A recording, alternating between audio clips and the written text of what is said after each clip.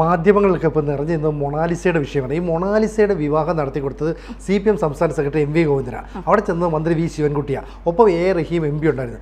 എന്ന് പറഞ്ഞാൽ CPM നേതാക്കളുടെ CPM പ്രവർത്തകരുടെയൊക്കെ കാർമ്മികത്വത്തിൽ മൊണാലിസ എന്ന് പറയുന്ന പെൺകുട്ടിയെ അവളുടെ കാമുകൻ എന്ന് പറയുന്ന ഒരു സിനിമയിലെ വില്ലനായിട്ട് വന്ന ആൾക്ക് വിവാഹം ചെയ്തു കൊടുക്കുകയാണ്. എന്നിട്ട് പറയുന്നത് കേരളം മനോഹരമായ സ്ഥലമാണ്, ഇവിടെ ജാതിമത പ്രശ്നങ്ങളൊന്നുമില്ല, വളരെ പെട്ടെന്ന് വിവാഹ സർട്ടിഫിക്കറ്റ് കിട്ടി, ഇവൾക്ക് 18 വയസ്സായി. പക്ഷേ ഇപ്പോൾ മൊണാലിസയുടെ അച്ഛൻ പൊട്ടിക്കരഞ്ഞുകൊണ്ടാണ് മാധ്യമങ്ങൾക്ക് മുന്നിൽ വരുന്നത്.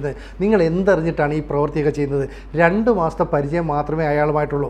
അങ്ങനെയുള്ള ഒരാൾക്ക് സ്വന്തം കുടുംബത്തെക്കുറിച്ച് അല്ലെങ്കിൽ അതിനെക്കുറിച്ചൊന്നും ചിന്തിക്കാതെ ഇത്തരം ഒരു പ്രവൃത്തി ചെയ്യാൻ എങ്ങനെ കഴിഞ്ഞു? അപ്പോൾ പാർട്ടി ജനങ്ങൾക്ക് വേണ്ടി അല്ലെങ്കിൽ സാധാരണക്കാർക്ക് വേണ്ടി എന്നൊക്കെയുള്ള ഒരു വലിയ വിപ്ലവം ഇവിടെ പറഞ്ഞു വരുമ്പോൾ മാധ്യമ ശ്രദ്ധ കിട്ടാൻ വേണ്ടി കേരളത്തിൽ CPM എന്തൊക്കെയോ കാട്ടിക്കൂട്ടുന്നു എന്നല്ലേ പൊതുജനങ്ങൾ വിശ്വസിക്കേണ്ടത്?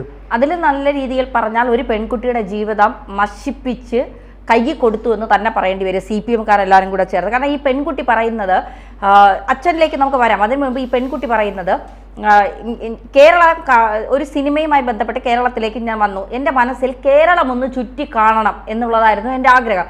കേരളം ചുറ്റി കാണാൻ വന്ന, ഇവിടെ ചിരിച്ച് കളിച്ച് സന്തോഷിച്ച് ഷൂട്ടിംഗ് കഴിഞ്ഞ് തിരിച്ചു പോകാൻ വന്ന ഒരു കുട്ടി കല്യാണം കഴിച്ച് പിന്നെ ഭാര്യയായിരിക്കുകയാണ്. അതിന് 17 വയസ്സായതേ ഉള്ളൂ, 18 വയസ്സ് തികഞ്ഞിട്ടില്ല എന്ന് പറയുന്നുണ്ട്. അപ്പോൾ മാത്രമല്ല അതിൻ്റെ ആധാർ, ജനന സർട്ടിഫിക്കറ്റ്, മാരേജ് സർട്ടിഫിക്കറ്റ് അടക്കം വ്യാജമാണെന്ന് പറയുന്നുണ്ട്. അപ്പോൾ ഇതൊക്കെയാണ് ഇതിലെ പ്രധാനപ്പെട്ട പ്രശ്നങ്ങൾ. ഇതൊന്നും അന്വേഷിക്കാതെ ഇതാണ് റിയൽ കേരള സ്റ്റോറി എന്ന് പറഞ്ഞുകൊണ്ട് CPM പേജുകളിലും വരുന്ന തിരഞ്ഞെടുപ്പിൽ മുതലെടുക്കാനും വേണ്ടിയിട്ട് ഒന്നും ആലോചിക്കാതെ കുറേ CPMകാർ ചേർന്ന് ഒരു കുടുംബത്തെയും ഒരു പെൺകുട്ടിയുടെയും ജീവിതം നശിപ്പിച്ചു എന്ന് തന്നെ പറയേണ്ടി വരും. അത് തന്നെയാണ് യാഥാർത്ഥ്യം. ഇവിടെ ആ കുട്ടിയുടെ അച്ഛൻ ചോദിക്കുന്നത്, 2 മാസമേ ആയിട്ടുള്ളൂ ഈ ചെറുപ്പക്കാരനെ എൻ്റെ മകൻ പരിചയപ്പെട്ടിട്ട്, ഇൻസ്റ്റഗ്രാം വഴിയാണ് പരിചയപ്പെട്ടത്. നിങ്ങളുടെ മക്കളായിരുന്നു എങ്കിൽ 2 മാസം കൊണ്ട് പരിചയപ്പെട്ട ഒരുത്തൻ്റെ കൂടെ കെട്ടിച്ചു കൊടുത്ത് നിങ്ങൾ ഇങ്ങനെ ആഘോഷമാക്കുമായിരുന്നു?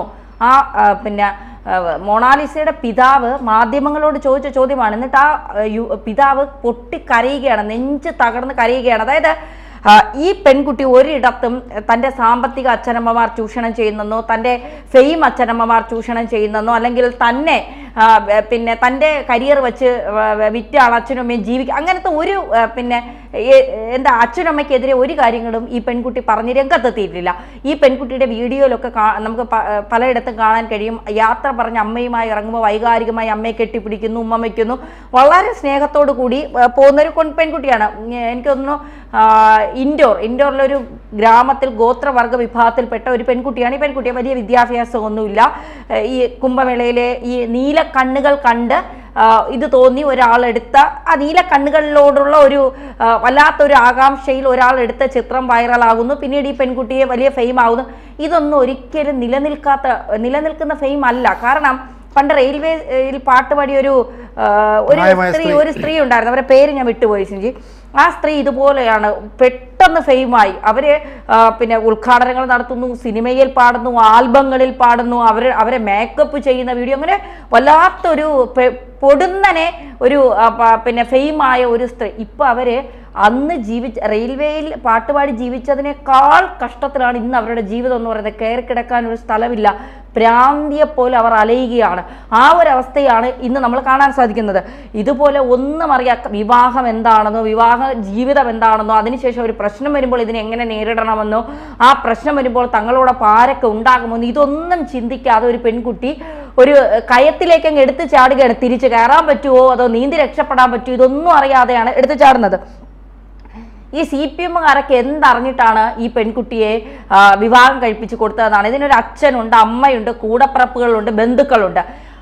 ജനിപ്പിച്ച അച്ഛനോടും അമ്മയോടെങ്കിലും ഒരു വാക്ക് ചോദിക്കട്ടെ. ഇവരെയൊക്കെ മക്കളെ ഇങ്ങനെ ഏവനെങ്കിലും കെട്ടിച്ചു കൊടുക്കാൻ, ഏതെങ്കിലും രാഷ്ട്രീയ പാർട്ടിയുടെ നേതാക്കൾ കെട്ടിച്ചു കൊടുക്കാന്ന് പറഞ്ഞാൽ ഇവനൊക്കെ വിട്ടുകൊടുക്കുമോ? 2 മാസം കൊണ്ട് പരിചയപ്പെട്ട, അല്ലെങ്കിൽ ഫേസ്ബുക്കിലോ സോഷ്യൽ മീഡിയയിൽ പരിചയപ്പെട്ട ഒരാൾക്ക് നമ്മുടെ മക്കളെ നമ്മൾ കെട്ടിച്ചു കൊടുക്കുമോ? നമ്മൾ അതിനെക്കുറിച്ച് അന്വേഷിക്കും, അല്ലെങ്കിൽ എന്താണെന്ന് ചോദിക്കും. ഒട്ടും പറ്റാതെ വരുമ്പോൾ മാത്രമാണ് നിങ്ങൾ വിവാഹം കഴിച്ചത്, കാരണം ആ പെൺകുട്ടിയുടെ ജീവിതം നശിച്ചു പോകാതിരിക്കാൻ വേണ്ടി. പക്ഷെ ഇവിടെ അതൊന്നുമല്ല. തിരഞ്ഞെടുപ്പിനെ മുതലാക്കാൻ വേണ്ടിയിട്ട്, അല്ലെങ്കിൽ തിരഞ്ഞെടുപ്പിൽ ഞങ്ങളിതാ മതമില്ല ഞങ്ങളിതാ ഒരു ഹിന്ദുവിനെയും ക്രിസ്ത്യാനിയും ഒരു മുസ്ലിമിനെയും ക്രിസ്ത്യാനിയും ഒന്നിപ്പിച്ചിരിക്കുന്നു എന്ന് ഇങ്ങനെ പറഞ്ഞു പരത്താനും സോഷ്യൽ മീഡിയ ഹാൻഡിലുകളിൽ ഇത് വൈറലാക്കാനും ഒക്കെ CPM നടത്തി. അതിൽ A. റഹീം, ഗോവിന്ദൻ മാസ്റ്റർ, പിന്നെ ശിവൻകുട്ടി, ഇവർ 3 പേരും അതിന് മറുപടി പറയുക തന്നെ വേണം. കാരണം ആ അച്ഛൻ്റെ കണ്ണുനീരിന് ആരാണ് ഉത്തരം പറയേണ്ടത്? അദ്ദേഹം ചോദിക്കുന്നത്, ഒരു അച്ഛൻ ഹൃദയം പൊട്ടി ചോദിക്കുകയാണ്, വെറും 2 മാസത്തെ പരിചയമാണ്. ആ ചുരുങ്ങിയ കാലയളവിനുള്ളിൽ തൻ്റെ മകൾ മറ്റൊരു ജീവിതത്തിലേക്ക് നടന്നു നീങ്ങിയത് ആ പിതാവിന് ഇതുവരെ വിശ്വസിക്കാൻ പോലും ആയിട്ടില്ല. മലയാളികൾക്ക് മുന്നിൽ അദ്ദേഹം ചോദിക്കുന്ന ചോദ്യം ഏതൊരു മാതാപിതാക്കളെയും ചിന്തിപ്പിക്കുന്നതാണ്. നിങ്ങളുടെ മകളായിരുന്നുവെങ്കിൽ വെറും 2 മാസത്തെ പരിചയമുള്ള ഒരാൾക്ക് ഇതുപോലെ ആഘോഷമായി നിങ്ങളുടെ മകളെ നിങ്ങൾ വിവാഹം കഴിച്ചു കൊടുക്കുമായിരുന്നു? ഈ ചോദ്യം അദ്ദേഹം ചോദിക്കുന്നത് CPM-ന്റെ ഉന്നത നേതാക്കളോടാണ് ചോദിക്കുന്നത്. നിങ്ങൾക്കൊക്കെ പെൺമക്കൾ ഉണ്ടാവുമല്ലോ, അല്ലെങ്കിൽ ചെറുമക്കളെങ്കിലും ഉണ്ടാകുമല്ലോ. നിങ്ങളുടെ മക്കളെ നിങ്ങൾ ഇതുപോലെ 2 മാസം കൊണ്ട് കെട്ടിച്ചു വിടുമോ എന്നുള്ളതാണ്. ഒരു വിദ്യാഭ്യാസം വലുതായിട്ടില്ലാതെ, ലോകപരിചയമില്ലാത്ത, ഒരു ദിവസം കൊണ്ട് വലിയ ഫെയിം നേടിയ ഒരു പെൺകുട്ടി, അവൾ ഒരാളെ കണ്ടു ഇഷ്ടപ്പെട്ടു. അതും ഈ സിനിമയിൽ വില്ലനായിട്ട് വരുന്ന ഒരാൾ. അയാൾ ഇപ്പോൾ ഹിന്ദുവോ ക്രിസ്ത്യാനി മുസ്ലിം അതൊന്നുമല്ല വിഷയം. ഒരു അച്ഛൻ്റെ അമ്മയുടെ ഒരു ആദിയില്ലേ ഒരു മനസ്സിൽ, എൻ്റെ മകളുടെ ജീവിതം ഇനി മുന്നോട്ട് എങ്ങനെയായിരിക്കാം, അതിനു പോലും ഒരു പ്രയോറിറ്റി കൊടുക്കാത്ത ഇവരൊക്കെ എന്ത് മനുഷ്യരാണ് എന്നുള്ളതാണല്ലേ. ഒരു സിനിമയുടെ ചിത്രീകരണത്തിനായിട്ടാണ് ശരിക്കും ഇവർ പൂവാറി വന്ന് താമസിച്ചത്. അന്ന് ജയകുമാർ എന്ന് പറഞ്ഞ ഒരാളുടെ വീട് വാടകയ്ക്കെടുത്ത് അല്ലെ അതിലൊരു പോർഷനിലാണ് ഈ അച്ഛനും മകളുടെ താമസിക്കുന്നത്. പക്ഷേ അതിനിടയിൽ സിനിമ ഷൂട്ടിംഗ് ലൊക്കേഷനിൽ ഒരുപാട് അവസരങ്ങൾ കിട്ടി. ഇയാളുമായിട്ട് ഈ പെൺകുട്ടി കൂടുതൽ അടുത്തു. എന്നിട്ട് ഇവിടുത്തെ CPM നേതാക്കൾ കുറച്ച് മണ്ടന്മാരാണ്, നമുക്ക് അവരുടെ അടുത്ത് പറഞ്ഞ കാര്യങ്ങൾ നടക്കും എന്നാരോ ഉപദേശിച്ചു കൊടുത്തുകൊണ്ടാണ് ഇങ്ങനെ വന്നത്. അല്ലെങ്കിൽ എങ്ങനെ ചെയ്യുക?